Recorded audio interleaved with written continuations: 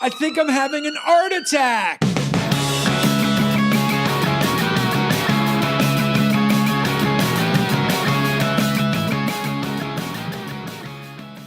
What's up, everybody, and welcome to another episode of Art Attack. I'm your host, Justin BUA, artist, and I am here with Lizy Dastin, art historian. Today, Lizy is going to lead us into our topic.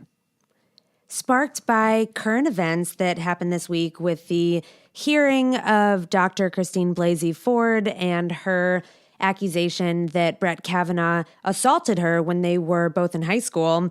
The week has just been really dark, and a lot of trauma has been jostled, and people are echoing her courage and her bravery and talking about their own sexual assault that they've had to endure. And then there's been a lot of backlash for that. And so it's been a tough week, and it has really made me think that art can be, more than ever, can be an inroad out of trauma. And so I think it's incredibly important to problematize systems that happen in life and to criticize those systems when they are physically dangerous, as in the case with Blasey Ford and Kavanaugh, or emotionally toxic, but to also see a way that will give hope to the darkness and illuminate and maybe give us a little bit of a relief. So that's what encouraged this topic for me, art and trauma.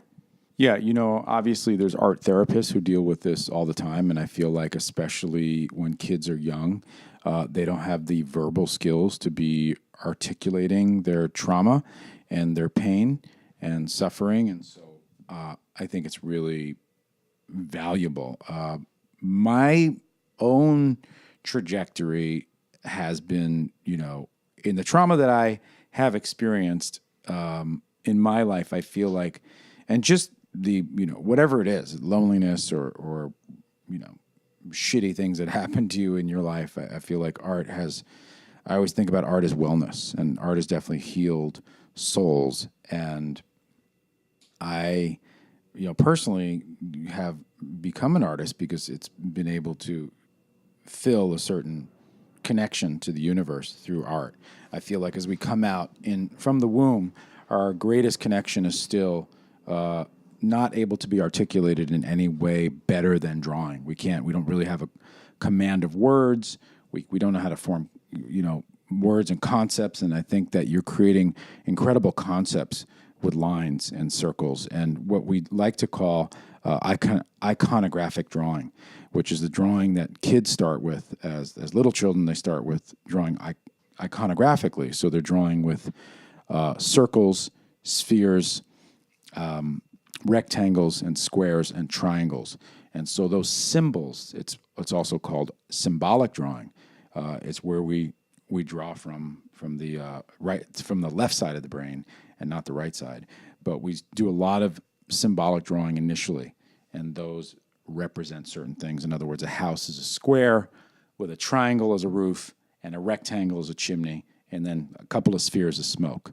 But we're able to articulate things as children, and I believe that because of that, this is a very weird cosmic stony thing to say. This sounds almost like it's coming from a psychoactive experience, but it's not. But I really believe that the closest communication we have to the outside world, in the uterine kind of world, is through drawing, because it's the first marcations that we can articulate ourselves as children, and we're so close to that place of just being developed in a cosmic, from the cosmos, from nothing to something, that I feel like those marcations have important meanings and messages that are really powerful.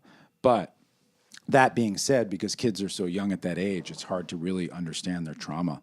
And certainly through these drawings, you can see that there is a really deep understanding of that trauma, even if you're only experiencing it from a drawing or painting perspective. Right. So maybe for kids, it comes at a more instinctual level. Mm-hmm. And I think for artists, often it's more conscious, or there's more of a direct awareness of the trauma and an explicit use of their art as a way of healing. And there are several stunning artistic examples that I'm thinking of One would be Tracy Emin, who is a British artist, and in the 90s, she did an installation called My Bed, and this was basically a recreation of her bed when she was in a suicidal, depressive place. And there were condom wrappers and cigarettes and alcohol and just everything that together exhibited her self-destruction. And she was unfortunately sexualized at a very early age, and she was raped when she was 13. And so this installation really comments on that the psychological reverberances of that early trauma. And she received a lot of praise from US critics because I think that we're a little bit more open to being personal in our art and really vulnerable and maybe even a little bit provocative and addressing themes that are hard. But in England, she did not receive that kind of accolade. And so I think that kind of commentary is interesting too. So that is her way, or one vehicle through which she addressed her trauma in her art. I think that Felix Gonzalez Torres is another great example, and we talked about him once with that romantic piece called Lovers, where he took a found object of a clock and synced it to the exact same time as the other clock, and that was illustrative of his partnership with Ross. But he addressed the trauma of losing Ross to AIDS in a piece called Untitled, where he put pre-wrapped industrial candy, just super cheap commercial stuff, and he piled it in a corner. And the weight of that candy pile equals the weight that Ross was when he died, so about 175 pounds. And viewers are encouraged to take a piece of candy as they walk through the gallery. And so it almost becomes this participatory exchange that's fun. And so you don't realize just on the surface of it that you're actually including yourself and engaging in this deep trauma of the artist. And the poignancy is that every day the candy stack diminishes, and that is a metaphor for the breakdown of the body upon death. But in the morning, it's stacked up again, and it weighs 175 pounds again, and it regenerates, and unfortunately Ross does not. So I think that was another way of using art as an expression or a processing of trauma. Yeah, there's actually a great museum that I used to go to all the time called, I think it's Musée du Brut. It's the Collection de l'Art Brut, B-R-U-T. And it's art. Do you know about that museum? I do, just a little bit. So I lived in a very small village in Switzerland when I was studying abroad. It was called La Tour de Paix. It was between Montreux and Vevey. And right next to my town was a bigger town called Lausanne. And Lausanne is a French town, and they had a collection d'art brut, which is basically a collection of artists who were hospitalized for being mentally insane. And so their art is all over the walls. And it's, in my opinion, a very impressive collection. Obviously, art helped these people cope. Some of them were actually, it was crazy and abstract and wild and weird and wonderful. Others seem like just insane hobbyists. Like they're able to do repetitive lines over and over and over. It's like a Number 9 song by the Beatles. Number 9, number 9, number 9. I get that musical reference. Yes. So, so for me, it's very interesting because you have a lot of people who are clearly, mentally insane, and they're able to channel their energy into drawing and painting and to do something creative and to do something that, that is just deeper, that is expressing their trauma in the deepest way and hopefully is healing them. I think as drawing as healing. I feel like it's a very intense connection to God, from a spiritual perspective. And I think that that's why people who are mentally insane are able to find peace in drawing, because drawing is a meditation. And so, of course, drawing is great for trauma. You're not just getting messages from the artist, from the person who's drawing or painting. You're also, during that process, it's a very meditative process. And how much do we all need to slow it down? How much do we all need to dial it back? How much do we all need to get into the cognitive resources of our right hemisphere? We all do. We do, because that's a place where we're not experiencing time. That's a place where we're able to see spatial relations in a different way, in a matrix way. And so I feel like it's great for trauma. It's great for healing. It's great for meditation, spirituality, meditation. If you do believe in God, you don't believe in God, it certainly brings you to the idea of God, because you're drawing, and that's coming from a place. When you draw, I often like to think that you're drawing from a different place. It's almost like you're not doing it, but like the hand of the unknown is, the hand of God. Right, almost like you're a conduit for something larger. You have to be. When you look at these great paintings, you got to be like, that's not possible. You ever had that moment where you look at a painting? Like, I always feel that when I see the Raft of Medusa by Géricault, or I look at the Sistine Chapel by Michelangelo. A human being did that? Like, you look at Donatello's sculptures, or Verrocchio, or Michelangelo, or Rodin. You're like, a human being did? Like, what? That is the hand of God. So in a way, whether you don't believe in God or not, I'm not talking about, this is not in a literal religious context. I'm saying this is to have those moments is just blessed. So drawing is just a blessed act of healing and wellness. I agree with that. And I love your connection between the experience of drawing or the process of art creation with some kind of moving meditation. And that is actually reminding me of Maya Lin's Vietnam War Memorial, which again really relates to the trauma of the Vietnam War and the pain of all of those losses, but also in a meditative and participatory way. So it was kind of a controversial choice to select Lynn for the project. She was an architecture student at Yale, and typically public monuments and memorials were done by sculptors, and they would be figurative. So you would see a general or some body of a soldier, and it was a lot more pointed, as that person is a hero and we should thank them for the martyred act of sacrificing themselves for a larger cause. And the Vietnam War was a lot more controversial as a war, and especially the U.S. involvement in it. And I think that Lynn's approach echoes that in such a thoughtful, sensitive way. So she eliminated any figurative representations. Hers is more of an etching into the ground rather than a buildup of a sculpture. And she selected black granite and carved the names of all of the people who sacrificed themselves, who were lost who died in Vietnam.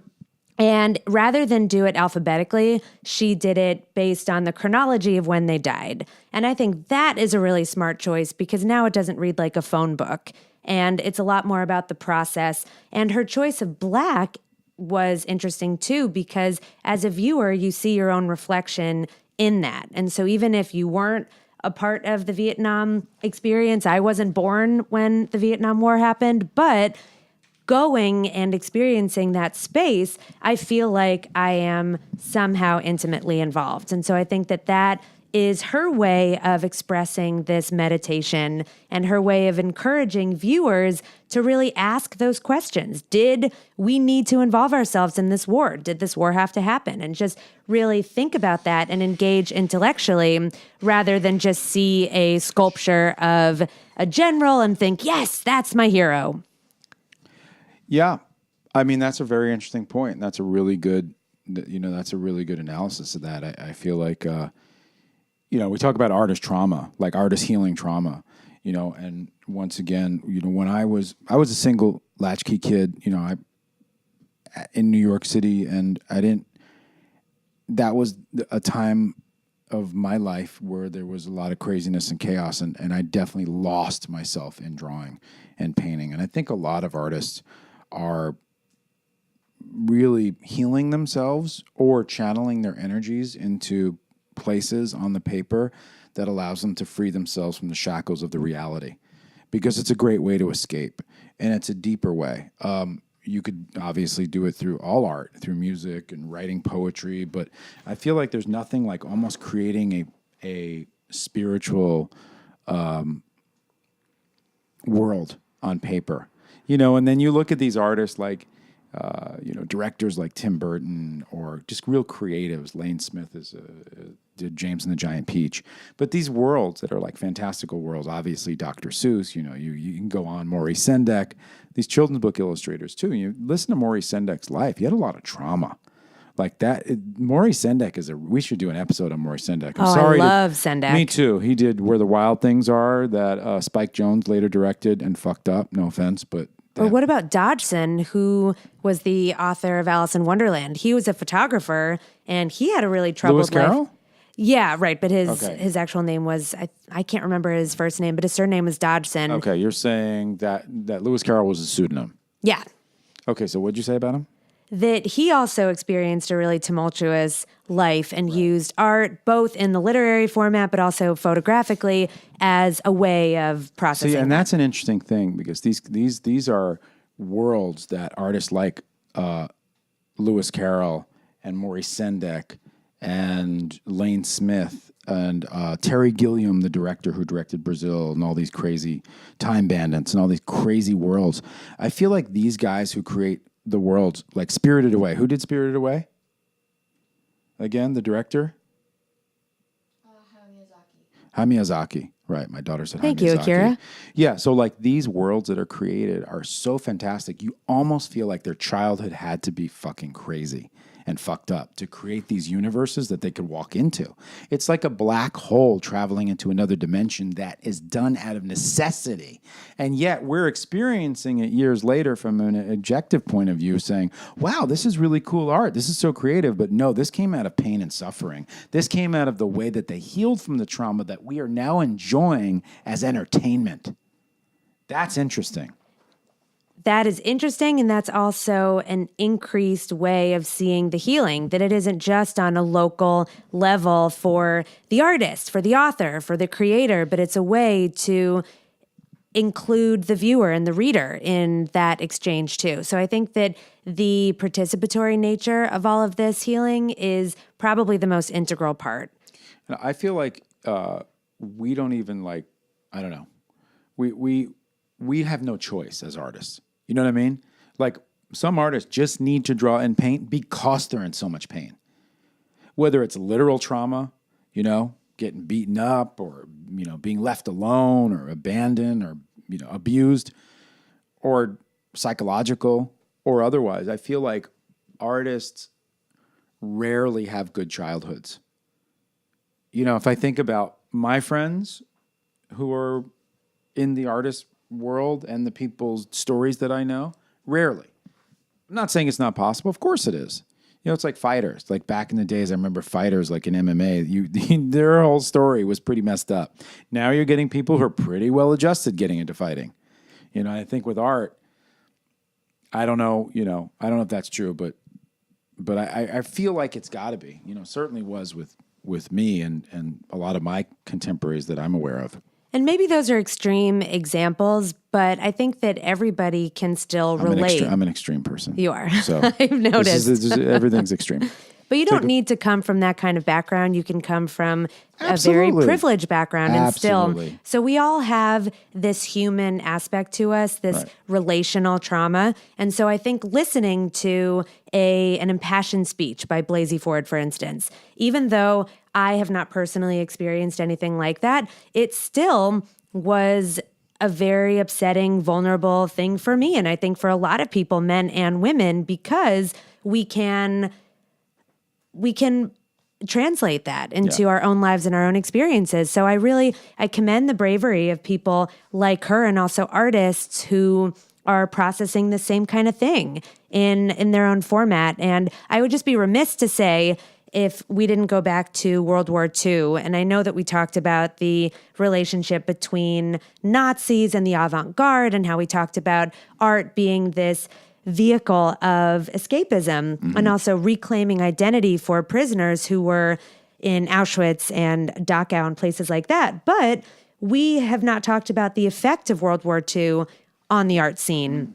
And there's an artist named Fontana, and he thought, how can I go back to representation when the entire world has changed? Art is completely and irrevocably changed too. So instead of painting something, he would take picks and stab at his canvases. And so it became this violent void as opposed to anything built up on its surface. And I kind of see the difference between painting on top of a gessoed canvas and stabbing through it is sort of similar to that Maya Lin. She's carving in the earth, on the earth, as opposed to creating this sculpture that stands on top of it. So there is this dialogue really of going inward. And there's another artist named Fautrier who was stationed maybe in an institution, actually, or some kind of medical space, and he overheard the execution of thousands of Jews. And he couldn't see it, so he only had that auditory memory of it, but he would paint based on the experience of that traumatic sound. And so his works, they look like these filleted bodies, skin, the impasto is really thick. And so World War II, the after effects of that was really felt in the art world. The most trauma Lizzie's had is when I put down the work of Jackson Pollock. That's oh my God, I wish that was the worst thing I've experienced, although that was bad. Yes, that was bad. Yeah, you see, you're speaking of World War II, World War I. I'm going to talk about since you're talking about Nazi Germany, I'm going to talk about a socialist painter that we all should know that I talk about a lot. And I'm going to talk about her actually every second. You know what I mean? Kate Kollwitz. Yeah, Kate Kollwitz. Kathe. Umlaut. Kollwitz, Kollwitz. And Katie Kollwitz was an artist who was very affected by trauma. Her son died in the war. I believe her other son died as well. And she did a lot of like Mutter mit Kind, mother with child, Mutter mit, death, taking the child away from the mother's hands, literally ripping it with his bony phalanges out of the mother's hands and into the dark world, into the not good night, as Dylan Thomas would say, into that good night, but not good night for Kollwitz. And she was able to express herself very intensely on limestone with etchings, not just etchings, rather all kinds of stuff, woodcuts and etchings and lithographs and serigraphs. And she was very brilliant draftsperson and was able to articulate her trauma on paper in a very dark way, much like Sue Coe does today with her, her own personal healing of the trauma, because she's talking about all of obviously the factory farming and then the animal slavery, and very heavy duty stuff. So that's another thing. It almost feels like sometimes these artists take on these bigger projects, right, where they're healing the animals, or they're healing the people, or they're healing the children, and somehow energetically, Sue Coe is putting out that message of like, I'm healing the world, or I'm trying to heal the animals, to give them a little, of course you're giving a voice to them, you're showing the atrocities and the Holocaust of factory farming, but I think what she's also doing is, by doing that, she's trying to send out an energetic vibration of positive energy, even though it's such a dark interpretation of that reality, of the miserable reality of animal lives. And I feel like the same thing with Katie Kollwitz is like she's cathartically doing it for herself. It's such a dark image, but there's like a moment of healing when you're able to have that experience, right? When you do a drawing, it's like, it feels like here I am healing again. I think Katie Kollwitz, Sue Coe are really good examples of artists who can do that. I think so too. And I really believe that the thesis of our conversation today is that communication can get us through the trauma that we've experienced as individuals, through the collective trauma that we experience as a nation. And that communication can be auditory, it can be literary, it can be artistic. And we just encourage that whatever vehicle you have, that you express it. Yeah, and I would even take that a step further and say that I believe it is the most powerful vehicle of communication as a child, because it's the most deeply connected to the spirit and the soul, and the most tools to articulate at that age. So that would be trying to take it to another level of understanding. Art is powerful, and that's why I think that this podcast is really powerful. So take a listen, share with your friends. We're not messing around here. This is real. Peace.